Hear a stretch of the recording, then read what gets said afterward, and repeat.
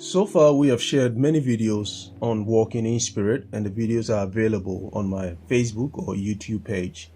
Now, the emphasis on everything we've shared has been on a continuous lifestyle of fellowship with the Lord Jesus as the source of a righteous, holy, or spirit-led life. Now, let's look at how a continuous fellowship with the Lord produces eternal life, which is a righteous, holy, or spirit-led life. Now, all sin, such as greed, hate, pride, lust, etc., can be linked to the I.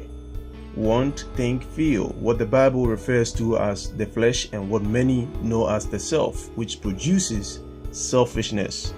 So all sin can be linked to selfishness or self-centeredness.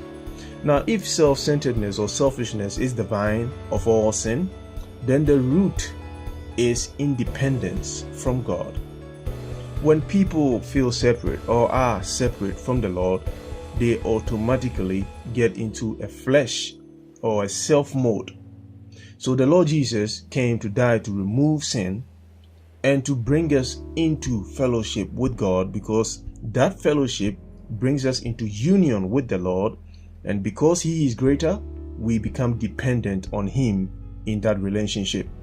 The independency that created the selfishness and self-centeredness, which gives rise to all sin, is destroyed, and the man dependent on God relationship and fellowship produces a selfless life of love, meekness, etc., which is the outworking of the righteousness we receive from the Lord Jesus, who is the vine.